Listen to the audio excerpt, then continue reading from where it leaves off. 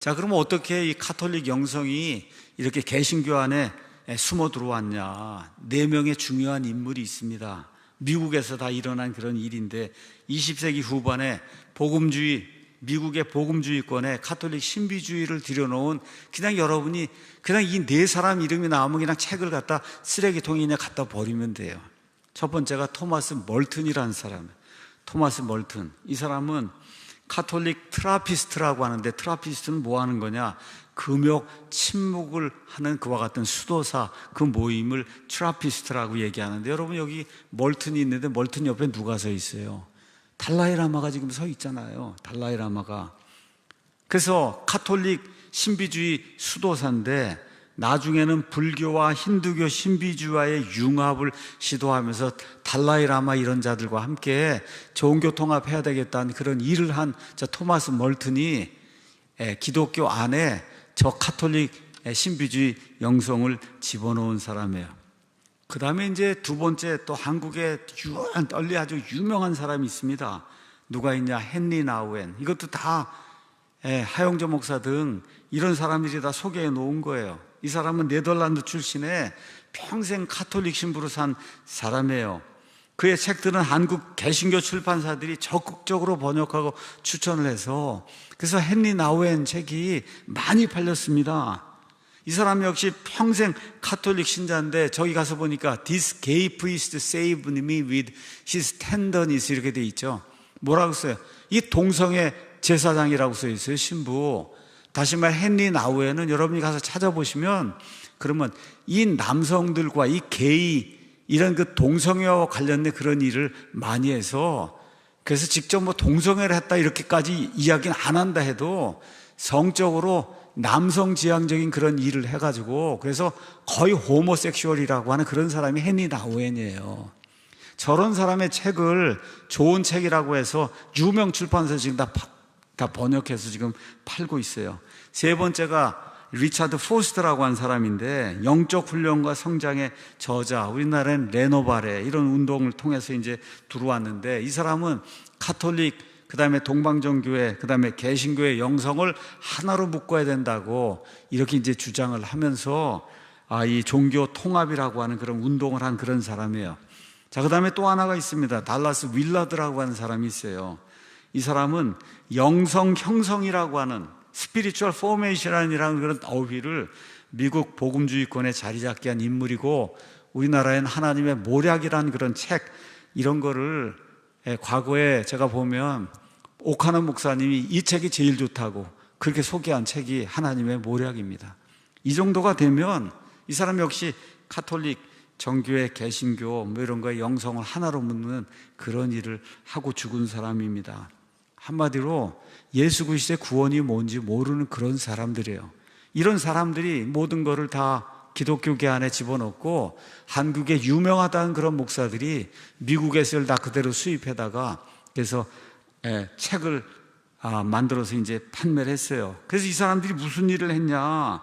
관상기도, 그다음에 센터링 기도는 향심 기도라고 하는 건데, 특징은 뭐냐? 내면을 비워야 되는. 여러분, 가톨릭 교회 아니면 불교, 힌두교, 뉴에이지에서 하는 영성훈련은 항상 나를 비우라는 거예요. 여러분, 나를 비우면 마귀가 들어갑니다, 그 안에. 정신을 똑바로 차리고 성경을 읽고 정신을 똑바로 차리고 기도를 해야지, 나를 비우라고, 나를 비우는 그런 테크닉을 자꾸 연습을 하면 마귀가 그 안에 쏙 들어가요. 그게 향심기도라고 하는 그런 거예요. 내면 비우기, 영성을 형성해야 된다, 그거 하려니까 묵상해야 된다, 임재 연습을 해야 된다, 만추라로 해서 똑같은 말 자꾸 반복하면 그러면 어떻게 돼요? 자아를 잃게 되거든요. 자아를 잃으면 누가 들어가냐? 마귀가 쑥 하고 들어가게 되는 거예요. 이 모든 게 다 같은 한 뿌리에서 나왔어요. 어디에서 나왔냐? 가톨릭 갈멜파와 베네딕토파의 신비주의 영성에서 이 모든 게 나오는 거예요. 그래서 이걸 다 유명하다고 하는 이런 사람들이 다 한국에 들여왔어요. 그래서 IVP, 그 다음에 두란노 같은 큰 개신교 출판사들이 적극적으로 번역해서 이 땅에서 이와 같은 책들을 출간했습니다. 많은 신학교들이 영성신학이라는 그런 과목을 만들어서 이거를 정규 교과 과정의 일부로 이렇게 해서 가르치기도 하고, 또 대형교회 담임 목사들의 도서 추천 목록에 이런 책들이 등장을 하게 된 거예요. 우리나라에도 선교 단체 중에 예수전도단이라고 있습니다. 하는 게 뭐예요? 맨날 하나님의 음성 듣는다 그러고 음성 듣는 연습하잖아요. 음성 듣는 연습. 이게 음란한 세대가 행하는 그런 일이라고 성경이 우리에게 이야기하고 있습니다.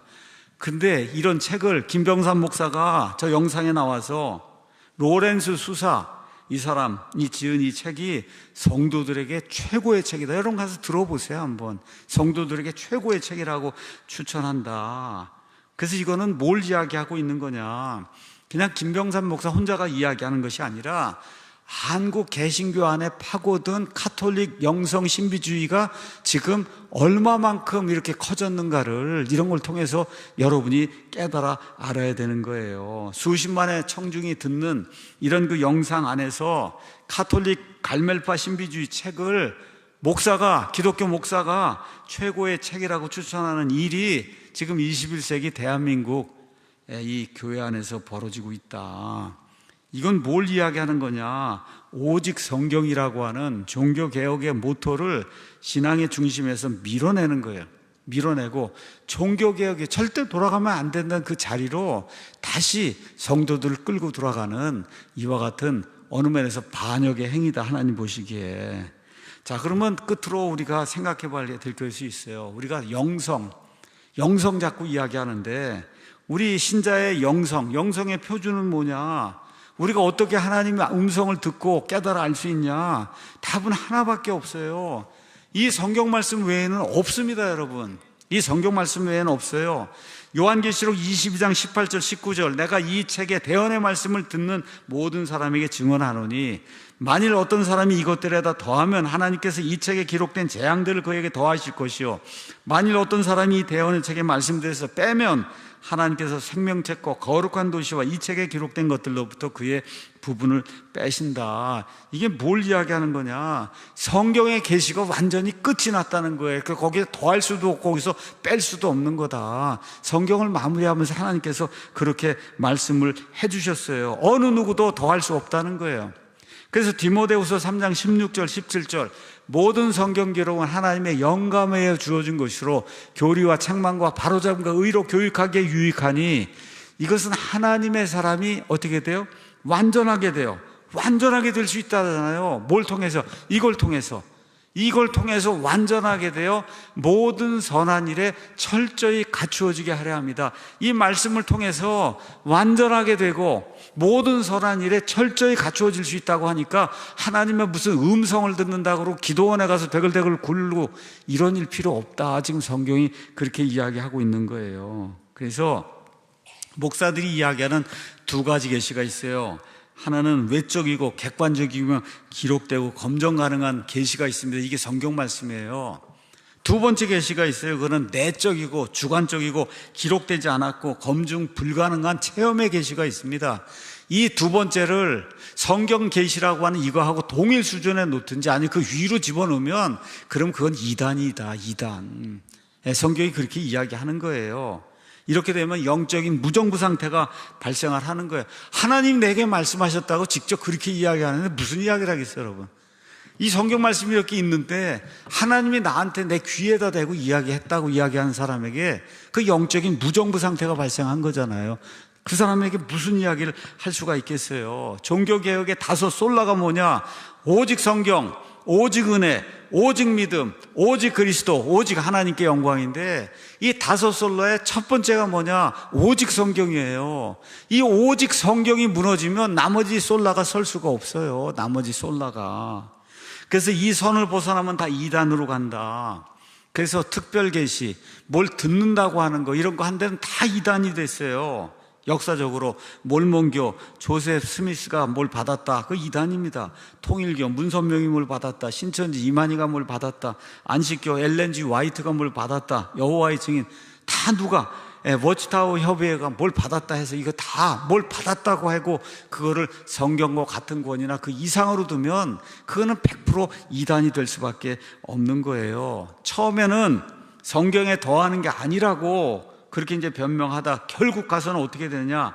자기 체험이나 자기 지도자의 계시를 성경과 같은 수준이나 성경보다 위에 놓는 그 자리에 가게 되면 그러면 이단이라고 성경이 우리에게 이야기하고 있는 겁니다. 신사도 운동, 토론토 블레싱, 빈야드 운동 등등 이 모든 게 다 예언 사역 한다 그러고 무슨 음성을 추가적으로 듣는다 그러고 사자처럼 부르짖는다 그러고 뒤로 쓰러진다 그러고 하고 이런 모든 게 결국은 다 이단이 되는 거예요. 여기에 뭐가 포함이 되어 있냐? 교묘하게 관상 기도를 해야 된다, 센터링 기도를 해야 된다, 영성을 형성해야 된다, 더 부드럽게 영성이란 그런 어휘를 가지고 들어오거든요.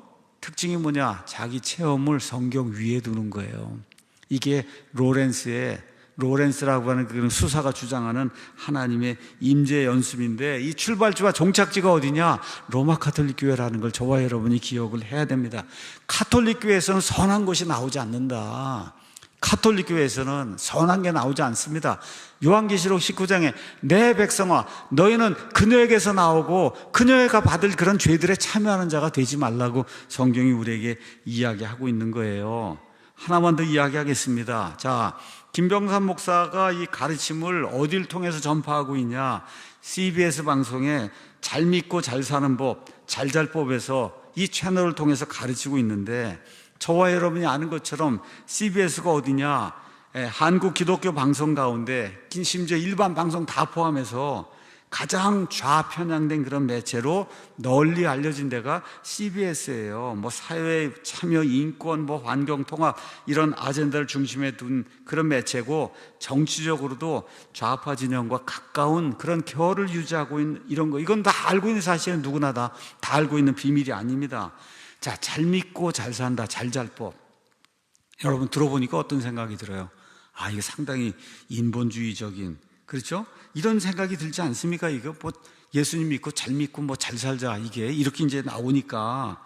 그러니까 이게 이 어휘 자체가 이미 이게 예수 그리스도의 복음을 희석을 시켜 놓은 거예요. 여기 출연하는 목사들 여러분 가서 한번 그 성향을 한번 가서 보세요. 솔직하게 다 좌편향 아니면 자유주의 신학 아니면 인본주의적인 메시지를 가진 사람들만 거기에 나오고 있어요. 성경의 문자적인 그런 권위를 그대로 받아들이지 않는 그런 자들이 다수라는 것은 누구나 다 알고 있는 그런 사실이에요. 동성애에 대해 모호한 발언하고 우호적인 자들도 있고, 여성 안수에 적극적인 자들도 있고, 진화론을 또 수용하는 그런 자들도 있고, 하나님이 주신 말씀, 이 말씀 본문에 대한 그 인식이 저와 여러분처럼 확실하지 않은 그런 자들이 다수입니다. 여기 이제 김병삼 목사가 이제 올라갔거든요. 이건 뭘 이야기하나? 내 정체성이 이런 겁니다 하고 사람들에게 널리 알린 거예요. 그러니까 결국 어떻게 돼요? 카톨릭, 갈멜파, 신비주의자 로렌스라는 사람의 책을 성도들이 볼 수 있는 책 중에 최고의 책이라고 지금 추천하는 이러한 일이 이제 생기는 거다. 그래서 저와 여러분이 꼭 기억해야 됩니다. 제가 말씀드린 것처럼 제가 가장 가슴 아프게 생각하고 좀 어느 면에서 분노하는 그런 일은, 성도들을 속여서, 특히 대형교회 어떤 유명하다는 그런 목사들이 성도들을 속여갖고 그래서 카톨릭 교회를 끌고 가거나 다른 어떤 이단 그런 교리로 끌고 가는 거, 이걸 볼 때 제가 마음이 편안하지 않습니다. 제가 이 땅에 살면서 이것은 내가 반드시 한번 이야기를 해야 되겠다, 이렇게 이제 느끼거든요. 그래서 이런 데 빠지면 어떤 일이 생기냐? 구원받으세요가 착해지세요로 바뀌게 되는 거예요. 구원받으세요가 착해지세요로 빠지게 된다. 그래서 유명세에 속으면 안 되고, 대형교회 때문에 구독자가 많기 때문에 미디어에 자주 노출되는 그런 목사다 그래서 거기에 속아 넘어가면 안 됩니다. 듣기 좋은 말에 속아 넘어가면 안 돼요. 디모데후서 4장 3절 4절이 이렇게 이야기합니다. 그들이 견전한 교리를 견디지 못하는 때가 오리니, 그러다 보니까 귀가 가려워갖고 자기 욕심대로 자기를 위해 선생들을 쌓아두고, 음성 좀 한번 들어봐야 되겠다, 그런 거 가르치는 그런 선생들을 쌓아두고 귀를 돌려 꾸며낸 이야기. 그게 뭐예요? 로렌스 수사가 가르치는 그 모든 내용이 다 꾸며낸 그런 이야기예요. 그래서 성경으로 우리가 분별해야 되고 떠나야 할 자리를 떠나야 되는 겁니다. 다시 한번 이사야서 8장 19절 20절 읽고 마치겠습니다. 그들이 너희에게 말하기를 부리는 영들을 지니는 자들과 슬쩍 엿보며 중얼거리는 마술사들에게 구하라 할 때 백성이 자기들이 하나님께 구해야 하지 아니하겠느냐? 살아있는 자들을 위해 죽은 자들에게 구해야 되겠냐? 로렌스는 이런 지옥 불 속에 가 있는 이런 자에게 진리를 구해야 되겠느냐? 어떻게 해야 돼요? 그들이 율법과 증언, 하나님의 말씀에 구해야 된다는 거죠. 만일 그들이 이 말씀에 따라 말하지 아니한다면 그 까닭은 그들 안에 빛이 없기 때문이라. 그래서 로렌스 수사를 언급하고 가톨릭 영성 신비주의 이쪽으로 빠지라고 이야기하고 이런 사람들 저와 여러분이 다시 한번 기억해야 돼요. 그래서 하나님의 음성 여러분 듣고 싶으세요? 어떻게 해야 돼요? 성경을 읽으셔야 돼요. 성경을 펴고 하나님의 임재를 경험하고 싶으세요? 그럼 어떻게 하면 돼요? 기록된 말씀에 순종하면서 한 걸음 한 걸음 하나님하고 동행하는 게 그게 하나님의 임재를 체험하는 거다. 그래서 이 미혹의 시대에 이런 모든 것들을 성경 말씀을 가지고 판단하고 그래서 성경 말씀이 기록된 그것들만 믿고 바르게 분별하는 우리 사랑침례교회 또 성경을 사랑하는 모든 성도들이 되기를 예수 그리스도의 이름으로 기도합니다.